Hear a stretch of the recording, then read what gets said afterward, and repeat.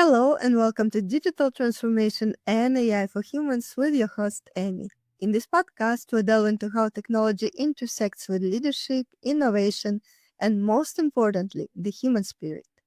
Each episode features visionary leaders who understand that at the heart of success is the human touch, nurturing a winning mindset, fostering emotional intelligence, and building resilient teams. I'm excited to welcome my fantastic guest, Sze Wong from Virginia, the United States, to hear his story about the multi-million-dollar journey of entrepreneurship. Let's redefine success and strategy and learn how to design a life you love. Thank you, Amy. Great to be here. Amazing to have you here. Welcome, Sze. Hmm. Sze is a seasoned entrepreneur, inventor, educator, and venture investor. Prior to founding Zerion Software, he designed major mobile systems for industry leaders like Sun Microsystems, Nextel Communications, and Shell Oil. With 7 US patents in data and data security, these contributions have had a lasting impact on the tech industry. Today, as a venture investor at Zenith Venture Studio, Sze leverages his extensive entrepreneurial experience to support and invest in emerging startups that are poised to transform their industries. His unique blend of hands-on experience and innovative thinking enables him to mentor founders and drive the next generation of disruptive digital solutions. Let's start the conversation and transform not just our technologies, but our ways of thinking and leading. And if you are interested in connecting or collaborating, you can find more information in the description below. Subscribe and stay tuned for more episodes. Sze, it's so great to have you here. To start our conversation, I would love to hear a few words about your journey, about your story, about you. Okay. Yeah. Thanks for inviting me. It's great to be here. Great podcast. My story, I think let's start with I started my first company 1 year prior to graduate from college. So back then it was just three young people. Like we think we can conquer the world. So we started consulting gig, and then long story short, that didn't go anywhere. We graduated, went work for other people. I would say about a few years later, a few years later, I got invited to teach for a training school. So at that time, Java was very new, very hot. And at that time, you can actually get a job quite easily after joining a boot camp. So I went work for that company, and I thought, wow, that they can make a lot of money. So I said, well, why don't I start? So I started my own training school. In the next about 3 years, I was having a full-time job, and I teach every night, 3 hours a night, 5 days a week. And then on Saturday and Sunday, both nights, I taught 9 hours on Saturday and Sunday. And so that was like almost 3 years. That venture taught me basic accounting, even though that seemed to be, successful. In the first 6 months, 8 months, there was a lot of people signing up, and then got so many. I rented a tiny room for my classroom. I was just by myself, right? So it was their only standing room only. Like every Saturday, we had an info session, and then people will come to try to sign up. And now, things that I don't know, I was too focused on what I'm doing, is the the big environment. .com has crashed, right? And then while I was so focused on doing my own that I didn't know outside of my little bubble. So, and things got tougher in the next couple of years. I didn't know it was because of the bigger environment. I thought it was I need to work harder. So I work harder, and I spend more time, I spend more money advertising, and then put more energy into it, and ended up losing money without knowing, like basic accounting, like I said. So at the end, I closed it. I left that venture and learned how to manage cash flow. And that taught me a great lesson. And then the last chapter the last chapter of my life was this little thing called the iPhone came out. And I remember I was in a contract in some company. The architect, I was the technical architect at that point. The architect next to me showed me iPhone at that point, and he showed me he wrote a tic-tac-toe game on that iPhone, and he said he made more money in 3 weeks on the iPhone product on the iPhone tic-tac-toe than he would make in that company for 3 months. He told me he's quitting. He's going all in on the iPhone, and he said, "Z, you need to do this. We miss our 80s. This is our 80s, so you got to quit and go in." And at that weekend, I bought my first Mac. Actually, I never had a Mac. I had a Apple II growing up. So that weekend, 2008, summer of 2008, I got my first Mac, got into iOS development, and then start this little company. And so I'm good now. So maybe too long of a story, but let's stop there. That's incredibly inspiring. Thank you so much for sharing. And you told about such moments in life where really working hard and fighting for growing your business. It's also easier to understand how your journey went from where you were in the beginning to where you are today. And that is so inspiring. Thank you so much for sharing. And looking back, your journey from designing mobile systems for those big companies like Sun Microsystems and Shell to founding Zerion Software and building this iPhone builder, one of the first mobile apps to earn Apple's recognition as an essential iPhone app for business. What pushed you to become who you are today? Was there a certain moment, except what you already mentioned, or certain event or thought which transformed your journey? What internal mindset or belief made the biggest difference in turning this early experience into breakthrough success? Yeah, I wouldn't call myself breakthrough success, but I mean, if you ask about what drive me to work, is the desire to just do whatever I desire. I hate following. And I had mentioned I start my first company before graduating from college. It's the desire to start a company. I don't know why. And I encourage everybody to try, especially if you're young. And that's because I feel like in our generation, and it actually it becomes more so now that in the AI world, that you can start your company far easier than before. Like Amy, you're doing a podcast. This is your own venture.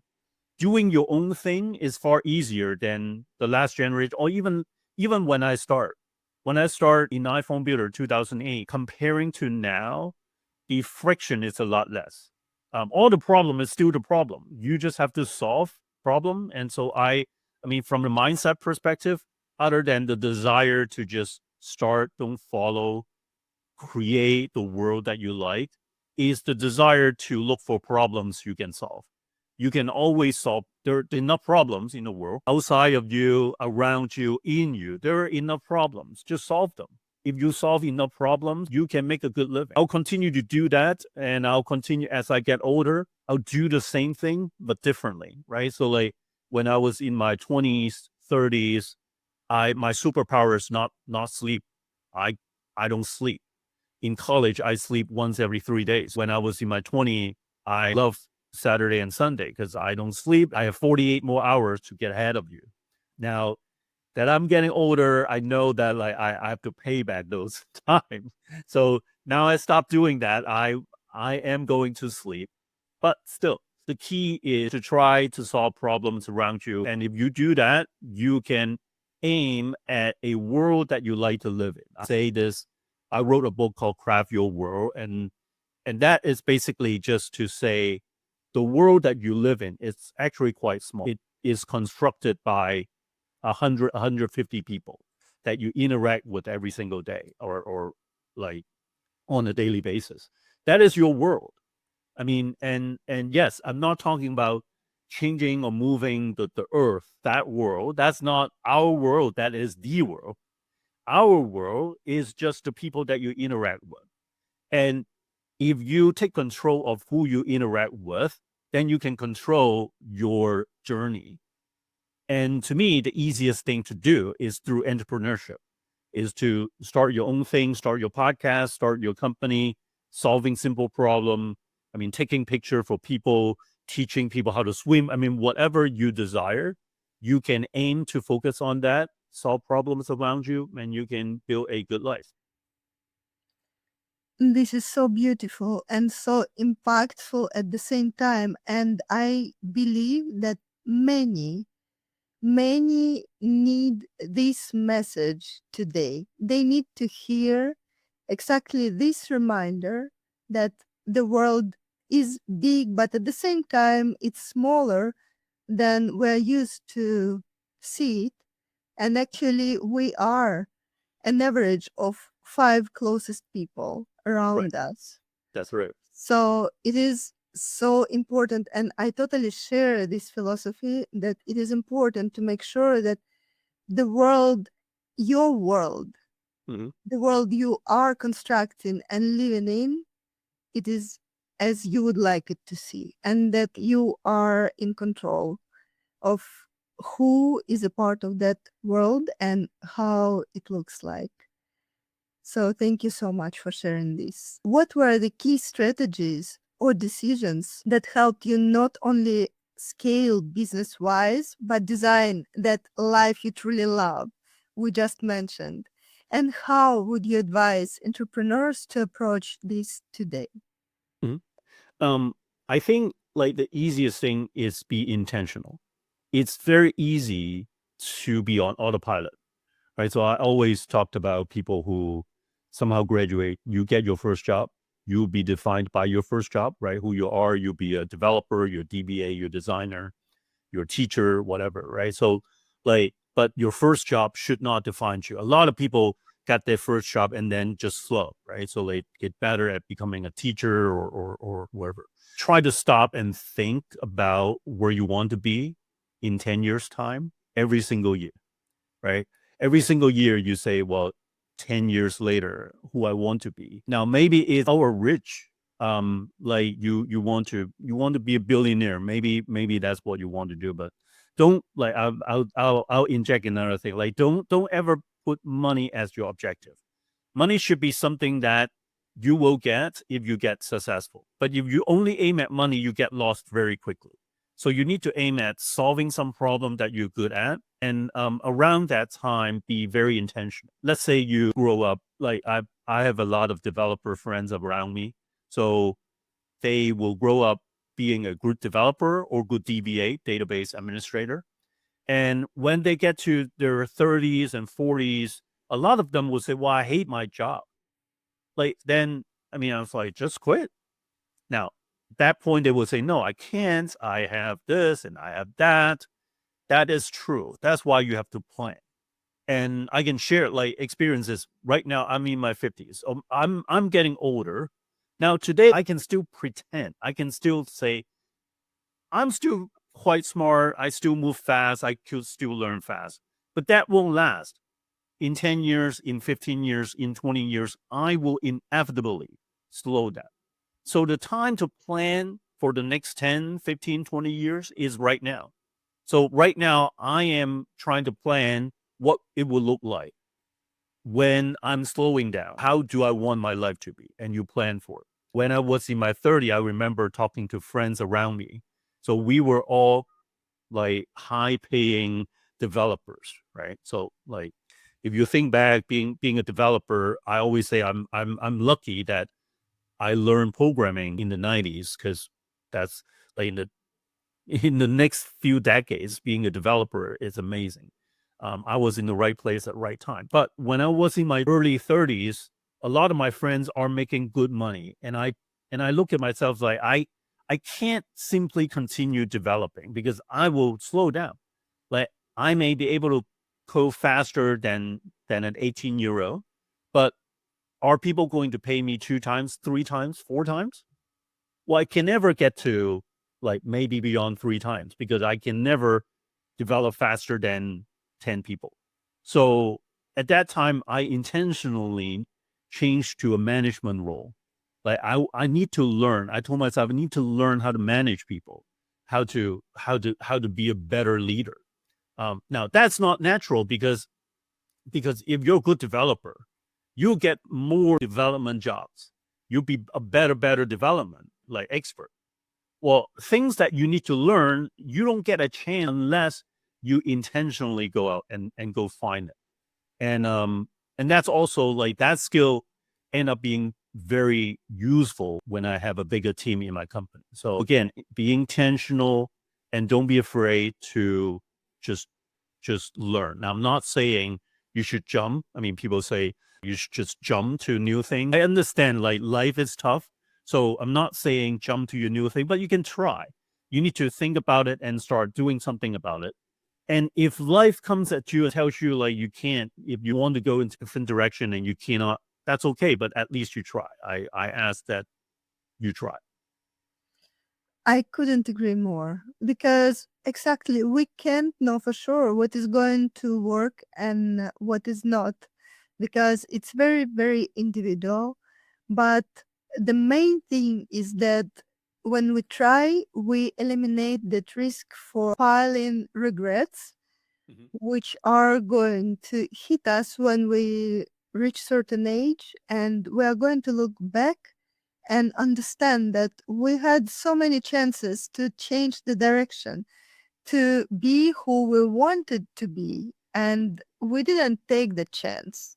Right. And we still kept staying in that comfort zone, which wasn't really comfortable, but it would take so much more courage to try something new. I support this vision 100%. I appreciate it, and I'm happy that we're sharing it together with our listeners and viewers. And speaking about 10 years of planning, today the world is so unpredictable. That's true. All those technologies, they are impacting the future, and it's difficult to even know how the world will look like in 2 to 3 years. So what can you tell about 10 years? How to plan? Of course, you can plan based on what you know, on the knowns, not on the unknowns, but still, it is a very fast paced, supersonic development. Yeah, it is. And it's scary. I just read a book called Same as Ever. And in there, it was talked about there are certain things that no matter what happened, it wouldn't change. But let me first address the changing world. And then I'll talk about the non-changing world. The changing world is AI is going to take over. I mean, I'm in that world right now, so I see it. It's very scary. Things that used to take people weeks to do, now AI can do it in minutes. And it's real. Now, at the same time, that's why I'm teaching vibe coding now. As fast as AI is moving, it's also create new skill set. So in software development, right? So like it used to be you get a job and you need different people to work on it. You need analysts, you need architects, you need developers, you need designer. Now AI can do most of that. No, not all yet. It's not great yet, but it will get better. So there's a new skill that came about. We call it prompting or call it vibe coding. And that's new skill that didn't exist a year ago. 1 year ago, nobody talked about vibe coding. Today, a lot of people talk about it. A lot of people say AI is not good enough, but it will get good enough. So what I recommend, like especially developers, people who develop software, is to learn that. This is a brand new skill. I remember in the winter of 2009, I got calls from people looking for iOS developers, and they asked like, "How much experience do you have?" And my answer is, I had as much experience as anybody could have, because at that point, at the winter of 2009, iOS development was brand new. Nobody had more experience, or like nobody has more experience at that point than I did, right? Maybe by a month at the most. Now, that was tremendous opportunity. And today, you have tremendous opportunity in using AI to solve real problem, because this is new. Like I said, vibe coding is 1 year old. So the most experienced vibe coding developer has 1 year of experience. So if you start today, you are just 1 year short of the most experience in the world, right? So that is tremendous opportunity. So that's the changing world. Now, the non-changing world is the problem solving and laziness. If I talk about entrepreneurship, is that I solve laziness, right? So laziness will never go away when the world is when the world is super automatic, when AI takes over the world, still people will be lazy. Right now, we're clicking, like people are saying, well, a website is taking 3 clicks. Well, let's make it 1 click. Okay.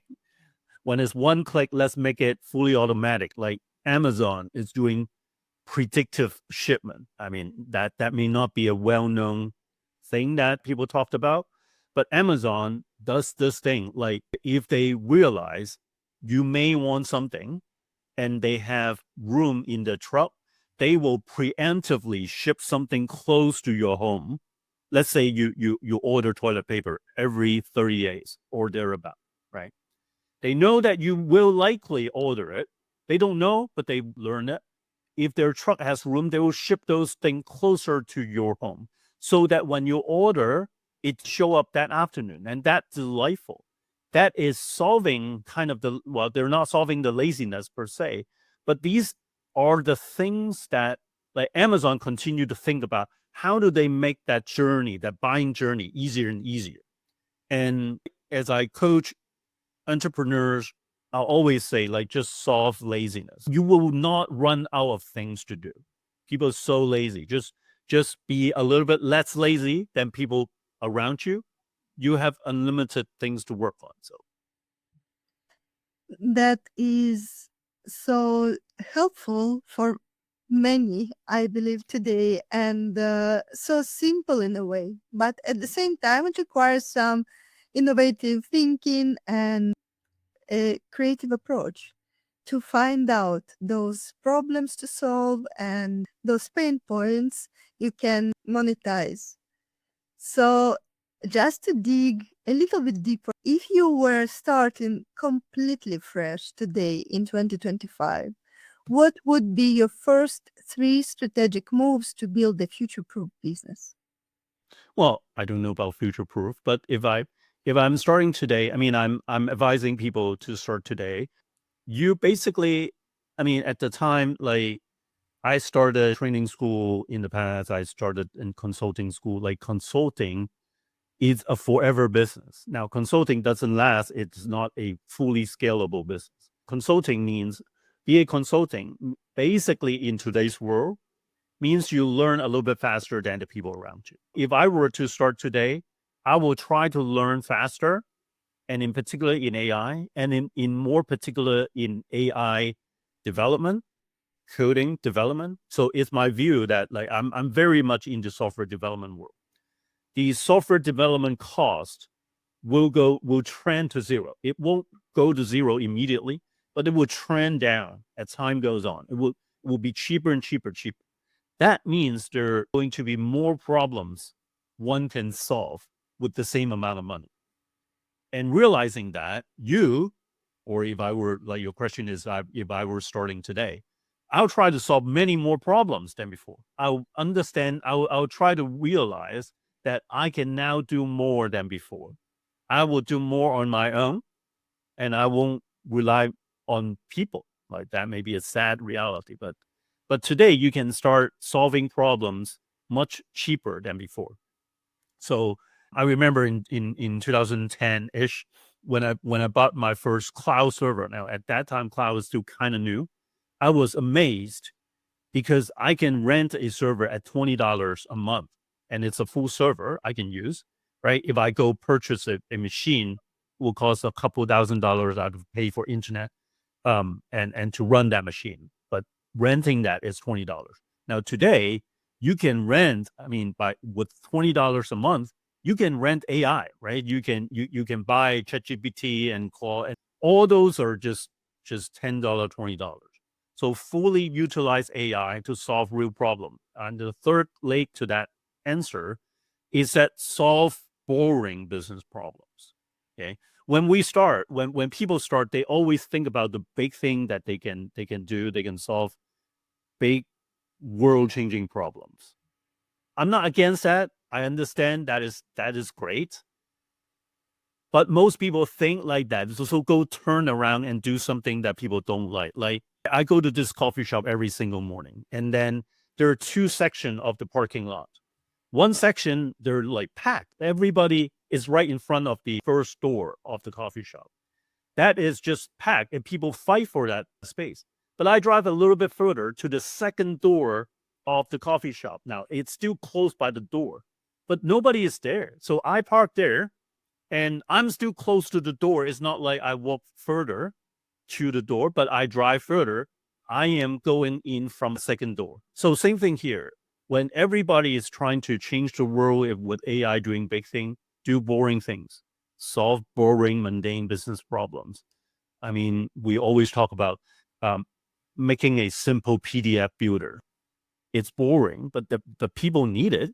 There are even boring problems like I mean, in iPhone Builder, we count fish. One of the story is that there are people's job sitting under a dam, right? So the dam blocks the water from flowing. And there's an office, there's a window inside the dam. Now, most people don't know that, but there is one. That someone sit in that office with the window looking deep down under the dam.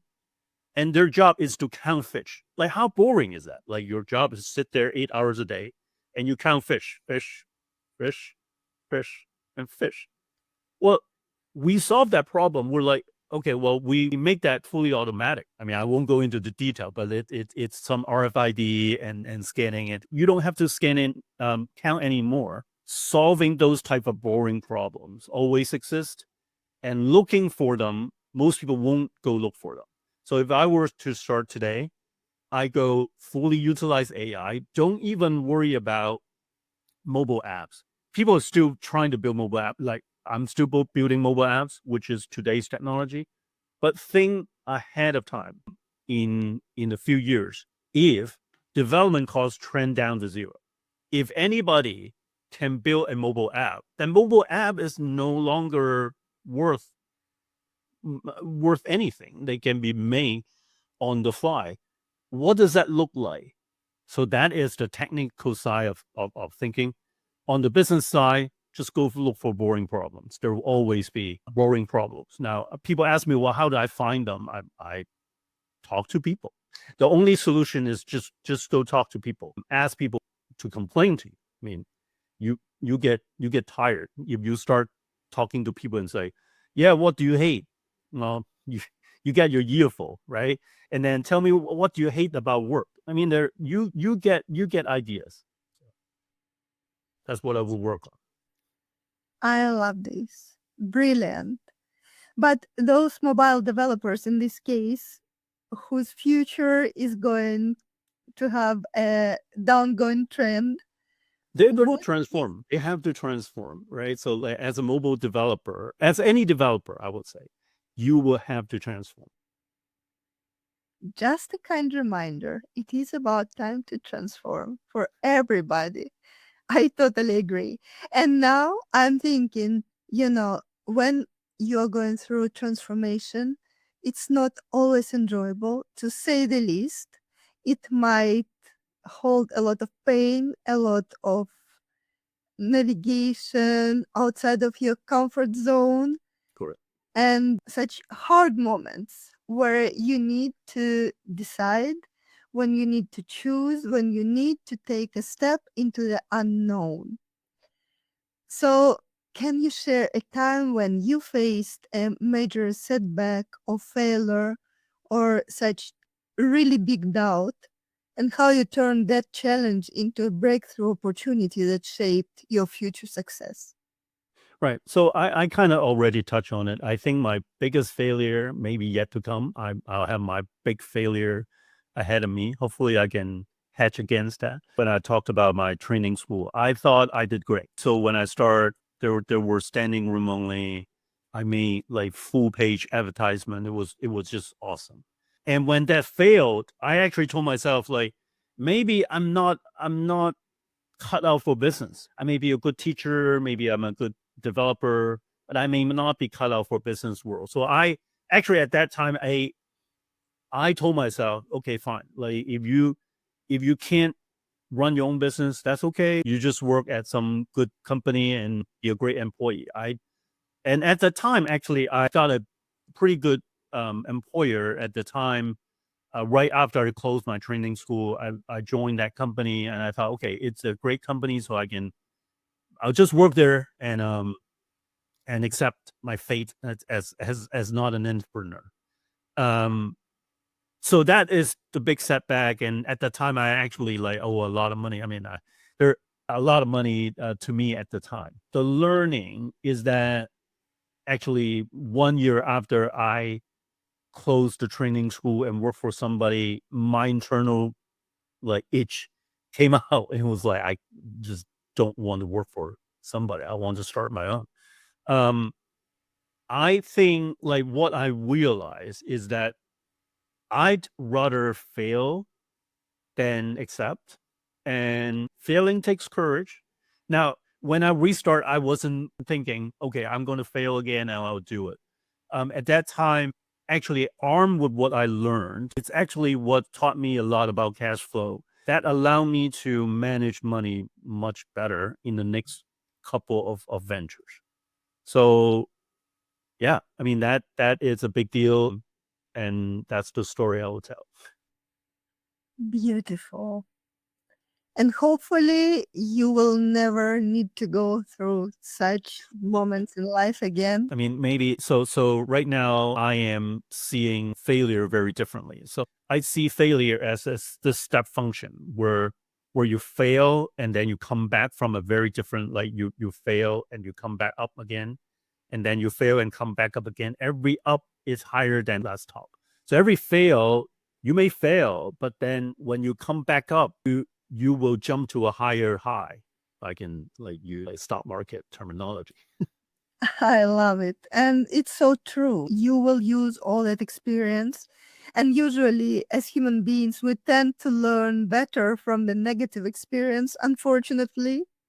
That's true. So that's also an advantage of hitting those low points sometimes and learning and moving forward in a more powerful way, but also developing our resilience because a long-term game of any kind requires resilience and certain qualities which you can't get without hitting those hard moments in life.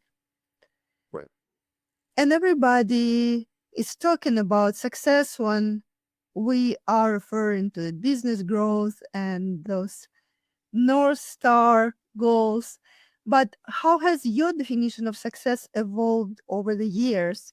And what do you believe will be the new standard for real success among entrepreneurs in 5 years?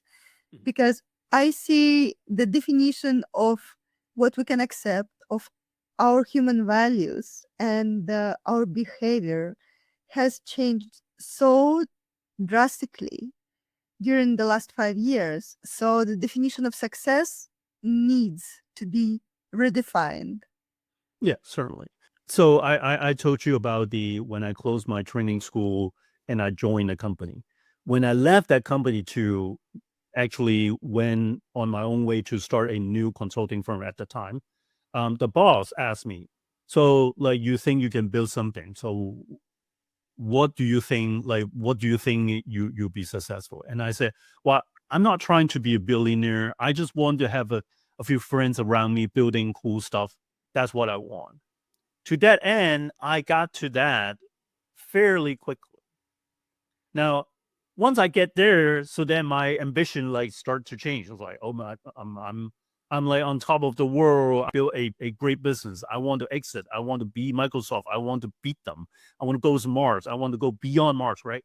So that came crashing down, right? So like after a while, I realized, oh well, I won't be going to Mars. Maybe my ash will be put onto Mars, but I probably won't be going there. Now you tune back to Earth today, I remind people to look at the world index of how rich you are. And if we look at the world's population, all of us everybody around me, you and me, everybody around you, everybody who's listening to this podcast, it's among the top 5%. And so we're already successful. We're just fighting between the 3.32 to 3.01, right? I constantly have to remind myself of that because so frequently I look at myself as I failed because we didn't go public. We didn't sell to Apple when we had the chance to. We didn't sell to like other big companies when we had the chance to. So to me, in one part of my brain, I failed because I failed my friends, right? Because I have friends working in the company. They should be multimillionaires, but they're not. But I have to remind myself again. So this is like talk to like at the same time I coach people, I'm coaching myself. You are fortunate. We are all fortunate. We're the top 5%, maybe even 1% if you count the world's population. So be grateful. Be grateful. So that's all I'm going to say. That is very true and very wise. So impactful, truly. Yeah, that's more to myself. That's more a message to myself than to like. I'm not this wise person, but I need to continue to remind myself because I fall into these type of same kind of like mindset, and I now fully understand why super successful people go into depression. I have a taste of that, and I continue to have to remind myself it's good enough. Like I may not be a multi-billionaire, not like Bill Gates, but that's okay. However, you are here to discuss a multi-million-dollar journey, so everything is not that bad. It's not that. No, it's not. It is not. I have the roof above me. I have food to eat. Exactly. And I believe it also depends on the mindset because when you see only the goal and you're motivated only in reaching that goal, once you hit the target, you are done and you lose motivation. And then it easily pulls you down and into depression. But you are driven by something else. You have your purpose, and what you are building is so meaningful that, of course, it holds you above that level of risk of falling into those sad states. What boundaries or principles have you put in place to ensure your business growth doesn't compromise your personal freedom and happiness? Right. So on that, we always say within the company saying family first. So life comes first. I mean, it's not like I want you to take 10 years off to take care of your family, but we all know life comes first. So the boundary is that I look at business as a video game. So I play video game. Now I don't play as much as I used to, but when I was playing video game, I will work hard to play that video game. I want the best score. I want to beat yesterday. I want to beat somebody. I want to be good at the video game. But if I fail, if I don't pass that stage, I turn it off and go to bed. Right? I'm not going to like scream and kill myself. Right? I will turn it off, go to bed, take a shower, go watch some Netflix, and next weekend I'll turn on again and play again. So while at the game, I will play hard and learn the most and give my 100%. But it is a game. And this is like that. It is a mean to create the world that we want to live in. The world that we want to live in is the reason, right? So if that turn around, we only just do the business and forget about life, then what's the point? So we have to always remember, I always remind myself, business is a video game. I can turn it off. I mean, I don't want to, right? So like when I'm playing, I don't want to turn it off. I want to be good. I want to pass. Like it always, I have that moment where I'm almost past. Like, let me just go. And when I wake up, it was like 3 a.m. in the morning, right? Not now, but years ago.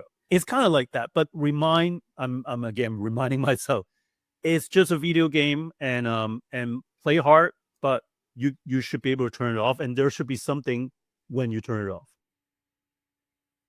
I love it.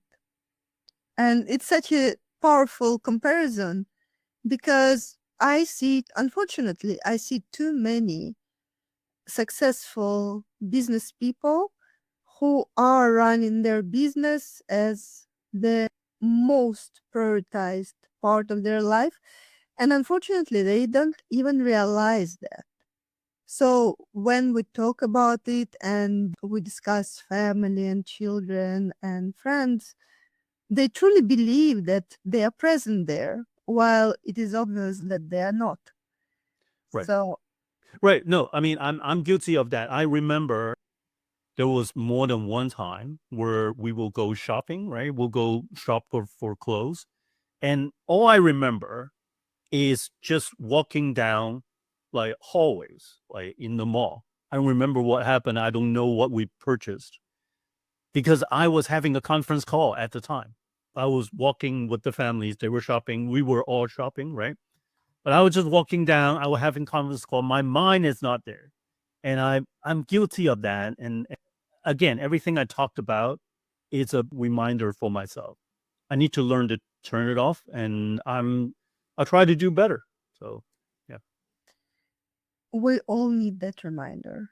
And it is so amazing that we create those reminders and reactivate them along our conversation, Right. because we truly need those reminders. And our ability to live in the moment, here and now, and be present with so many distractions, so many streams happening at the same time, it is worth to focus on it and develop it and do something intentionally in order to be present.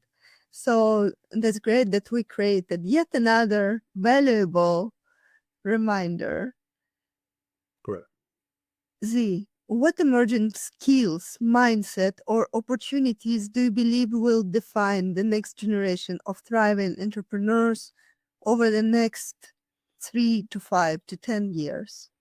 Yeah. So right now, I tell people be resourceful, and that has always been true, but today is even more true. Be resourceful means you look around and use what you can use at the moment to do the most impact. And that's what be resourceful means. And people call it tinkering, or some people call it hacking. I like to call it being resourceful. So you will utilize what is around you to solve the most problem. Now, today, why that is being more important than maybe 10 years ago or 50 years ago is because there are way more new resources that pops up every single day. And it's actually very scary. I mean, I have many people come to me and say, like, I cannot keep up. Like, AI is like so fast, so much new things come up, and I cannot keep up. And my answer is, yes, you cannot keep up. Don't try to keep up, but be there. Don't stop either, right? So it's funny when you feel like you cannot keep up, you gave up. You go like, I'm just not going to learn. Well, I mean, no matter how slow or how not keeping up you are, so long as you're still learning, you're still ahead of a lot of people. So be resourceful, don't give up, continue to learn, and solve real problems, solve boring problems. Amazing. And in this case, exactly, my recommendation always sounds like this: slow down to speed up, because that's truly important to have that understanding and respect for the process, and understand that you can't always run faster and faster and faster. Sometimes you have to slow down, reprocess, regather, then Don't stop, forward. slow down, don't stop. Yes, exactly. And then you will speed up just because you slowed down and got your resources into place. Right. And I love your definition of this process: being resourceful, being tapped into your inner power, and moving forward. That's exactly what it takes. Amazing. I love our today's conversation, but we're coming to the last question. So, what is the single most important advice he would give to those who aspire to achieve true fulfillment and lasting business success in the coming years? It's simple. Just go. Just go. Just go. Life is about unknown. Life is uncertain. Those are certain. I can tell you, like, life will always be uncertain. Life will always be scary. But you owe it to yourself to go, right? So you should go. Just that's the simple advice. Just go. Don't live in autopilot, right? So this comes from a book called Die with Zero. Now that's not what we're talking about, but in that book it goes over and over again. Like, don't just live by autopilot. It's so easy. So go.